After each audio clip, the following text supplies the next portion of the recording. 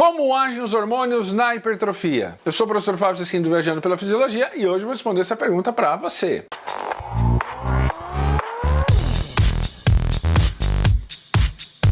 Bom, vamos lá. Um tema de grande interesse da galera aqui do canal, sem dúvida nenhuma, é a hipertrofia muscular. E é claro, né, a grande maioria da população que pratica algum tipo de exercício físico, seja no parque, seja na academia, seja com o personal trainer, no estúdio, a galera quer melhorar a resposta estética, ou seja, quer perder um pouco de gordura corporal e, por que não, ganhar também um pouquinho de massa muscular. E para ganhar massa muscular, obviamente que é bem mais demorado do que para emagrecer. Então a galera tem muito interesse e por isso eu resolvi responder essa pergunta hoje. Então olha que interessante. Primeiro, vamos entender o seguinte: hipertrofia é o aumento da área de secção transversa do músculo. Portanto, as suas fibras vão aumentar de tamanho, porque as suas miofibrilas vão aumentar de tamanho, e a estrutura celular do músculo esquelético, que é o sarcômero, obviamente que vai ter uma estrutura proteica também aumentada. Então, dentro desse músculo a gente pode aumentar a quantidade de proteínas estruturais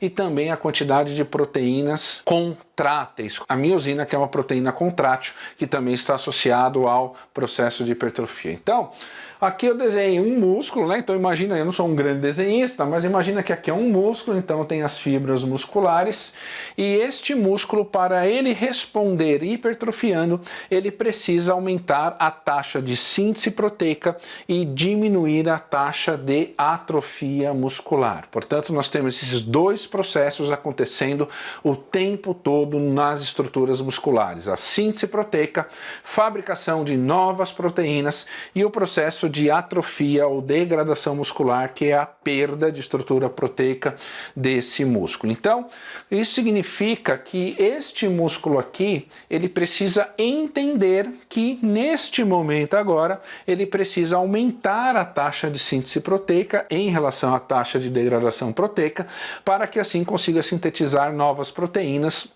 agregar essas proteínas na estrutura muscular e também na estrutura contrátil para que o músculo tenha hipertrofia. Então seria importante lembrar duas coisas interessantes. Primeiro, quem é que faz síntese proteica nesse músculo? Primeiro, o núcleo faz síntese proteica. E segundo, a mitocôndria.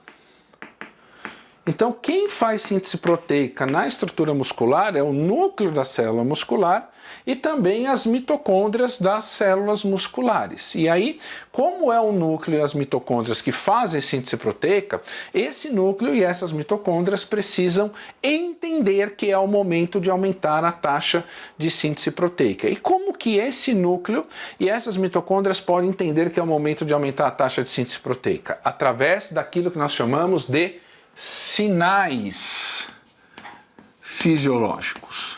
Então o músculo, ele precisa de alguns sinais fisiológicos para entender que é o momento de ativar o processo de síntese proteica e, portanto, produzir novas proteínas e agregar isso em toda a estrutura muscular para o músculo aumentar de tamanho. E nós temos basicamente 4 sinais que são sinais entendíveis, que são sinais que o músculo entende que deve aumentar a taxa de síntese proteica. Primeiro sinal são os nutrientes, a oferta de nutrientes. Portanto, quando você tem oferta de carboidrato, quando você tem oferta de aminoácidos, obviamente, ligado ao processo de treinamento, então esse músculo ele entende que precisa aumentar a taxa de síntese proteica. Por isso, tão importante quanto o treino em si, obrigatoriamente é o processo nutricional que deve ser adequado. Segundo ponto é o estresse mecânico que esse músculo ele sofre durante o treinamento de força, portanto, durante a fase concêntrica, a fase excêntrica do movimento,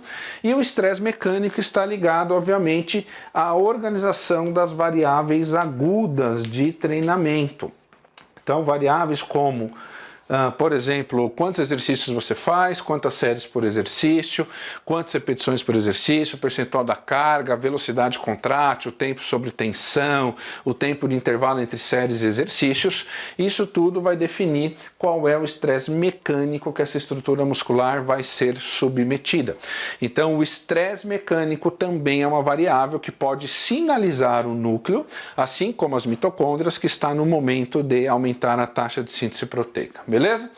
Muito bem, o terceiro grande sinal, ou o terceiro grande fator que sinaliza essa questão da síntese proteica são os metabólitos, como por exemplo, o maior exemplo que nós temos é o famoso lactato. Portanto, quando você treina, aumenta a produção de lactato por esse músculo, e o lactato ele é uma substância estimuladora, então ele é uma substância que pode dar o sinal necessário para que esse núcleo muscular ou a mitocôndria entenda que é o momento de fazer síntese proteica. E o quarto sinal, que já foi a pergunta que nós estamos respondendo nesse vídeo, são os hormônios. Portanto, você tem hormônios com característica anabólica, que são hormônios que, ao chegar na célula muscular, vão sinalizar principalmente esse núcleo, para que esse núcleo entenda que é o momento de fazer, obviamente, a síntese proteica. Então, dependendo, obviamente, de quanto de metabólito você tem, qual que é o estresse mecânico, quanto de hormônio você tem, o quanto de nutrientes você tem, essa sinalização ela pode ser mais forte ou ela pode ser mais fraca, portanto, levando ao longo do tempo a um processo hipertrófico maior ou um processo hipertrófico menor. Não tenha dúvida nenhuma que pessoas que fazem o uso de anabólico esteroide, como por exemplo testosterona, obviamente que vai ganhar massa muscular numa velocidade maior, porque o hormônio ele é um sinalizador também. Então, para a gente entender aqui, ó, nós temos basicamente 5 hormônios envolvidos nesse processo. Então, nós temos 4 hormônios anabólicos, que seria o GH, o IGF-1, que é produzido no fígado a partir da ação do GH, a própria insulina, a testosterona e o cortisol, que é um hormônio catabólico, que é um hormônio regulador desse processo. Então, para a gente entender um pouquinho melhor, olha só que interessante. Eu desenhei aqui um sarcômero, então imagina que aqui é um sarcômero e, obviamente, dentro desse sarcômero existem várias vias que sinalizam a necessidade de aumentar a taxa de síntese proteica.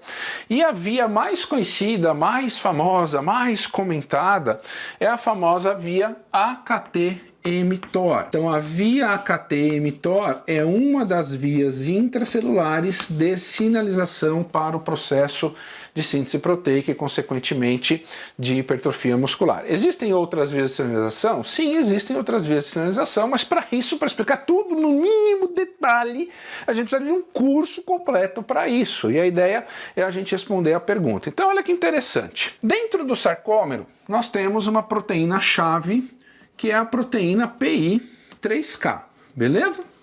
Então, essa proteína PI3K é uma proteína que está dentro do sarcômero, e esta proteína ela pode ser mais ativada ou menos ativada dependendo do contexto aqui. Um dos fatores que exerce grande influência sobre a atividade da proteína PI3K são basicamente 3 hormônios anabólicos. Então, primeiro, o GH. Ao entrar dentro do sarcômero, é um hormônio que vai aumentar a velocidade de ativação da proteína PI3K. A insulina, ao chegar no músculo esquelético, a insulina ela faz vários sinais, né? Então ela faz sinal, por exemplo, aqui para a proteína PI3K, ela faz sinal para GLUT4, ela faz sinal direto para o núcleo, então a insulina é um hormônio multissinalizador.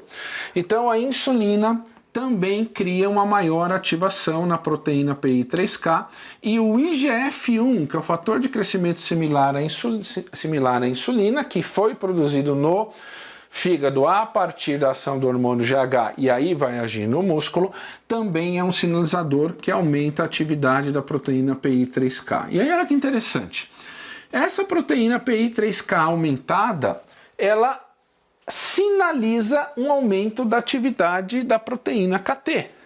E a AKT aumentada aumenta a sinalização para a proteína mTOR. E a mTOR ativada, a mTOR mais ativa, ela obrigatoriamente sinaliza o núcleo para uma proteína chave na regulação do processo de síntese proteica, que é a proteína P70S6K. E esta proteína P70S6K é a proteína-chave na sinalização nuclear para aumento da taxa de síntese proteica. Então, o que você percebe? É que se eu tiver mais hormônios, obviamente que a velocidade e a força de todo esse processo de sinalização, ele é aumentado. Por isso que pessoas que obrigatoriamente fazem uso de anabólico esteroide têm uma resposta hipertrófica efetivamente maior em comparação a uma pessoa que não tem tantos hormônios assim. Se você comparar um idoso com uma pessoa mais jovem, é óbvio que o idoso vai ter uma menor velocidade de resposta de sinalização de hipertrofia, porque também o idoso ele vai ter menos GH e vai ter menos IGF. Isso não quer dizer que o idoso não possa hipertrofiar, apenas que a velocidade de hipertrofia ela vai ser obrigatoriamente mais lenta. E aí tem um detalhe aqui.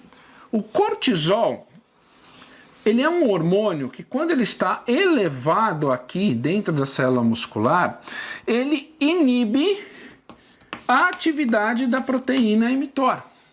E a proteína mTOR mais inibida inibe a atividade da proteína P70S6K, que obrigatoriamente diminui a velocidade de síntese proteica e aumenta a velocidade de degradação proteica. Então a grande questão é a seguinte: o quanto que o treino que você prescreve para o seu aluno é capaz de estimular a ação desses hormônios aqui? Porque a gente sempre pensa no treino pensando sempre nisso aqui, ó. A gente pensa no treino pensando, qual é o estresse que vai ser submetido ao músculo e quais são a questão dos metabólitos, mas nós raramente pensamos em relação ao como que o treino vai impactar a resposta hormonal. E portanto hoje a gente sabe que treinos mais intensos ou treinos menos intensos, porém com muito volume, são modelos que têm uma capacidade maior de estressar esses hormônios. E lembrando que a insulina vai responder obrigatoriamente à quantidade de carboidrato e não apenas a quantidade de estresse mecânico. Então, o que é importante você lembrar desse vídeo? Que o músculo tem que entender esses sinais.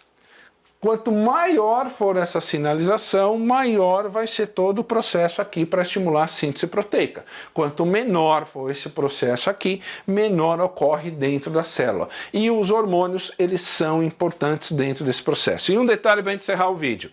Tá vendo o cortisol? Pessoas que dormem pouco, pessoas que têm uma alimentação com uma característica mais inflamatória, pessoas que são muito estressadas, em geral, o nível de cortisol ele é elevado. E, em geral, pessoas que têm excesso de peso, o cortisol é elevado. Então imagina, o sujeito é gordinho, vai querer fazer dieta para emagrecer e ao mesmo tempo vai querer fazer musculação para hipertrofiar. Então, obrigatoriamente, nessa condição, eu posso ter um aumento adicional do cortisol que vai inibir um pouco aqui e aí eu vou ter também menos insulina por causa da dieta, então eu vou inibir um pouco mais aqui e aí eu talvez tenha também alguma alteração no IGF-1 e aí eu vou ter menos hormônios sinalizando aqui, mais hormônios sinalizando aqui e isso pode fazer com que a velocidade total de sinalização nuclear para síntese proteica seja mais baixa. Isso não quer dizer que o sujeito não vai hipertrofiar, mas quer dizer que a velocidade de ganho de massa muscular obviamente vai ser mais baixa, beleza? Entendeu? Então, gostou desse vídeo? Deixe o seu like, compartilhe, se inscreva no canal. E se você é como eu, um apaixonado pela fisiologia do exercício e gosta de fisiologia do exercício, eu estou deixando na descrição desse vídeo um link exclusivo que é do curso Masterclass Fisiologia do Exercício. Lá tem um módulo completo chamado Fisiologia por Trás da Hipertrofia, onde eu dou muito mais detalhes sobre esse processo. Além do que, o curso é completo, você vai aprender a usar a fisiologia no seu dia a dia com os seus alunos. Esse curso vem com 2 planilhas, 3 anos de acesso ilimitado e tem um desconto especial para você que é do YouTube, beleza? Então clica no link agora e conheça agora o melhor curso de Fisiologia do Exercício do Brasil, que é o curso Masterclass Fisiologia do Exercício, beleza? Tamo junto, um grande abraço e espero que você tenha gostado desse vídeo. Tchau!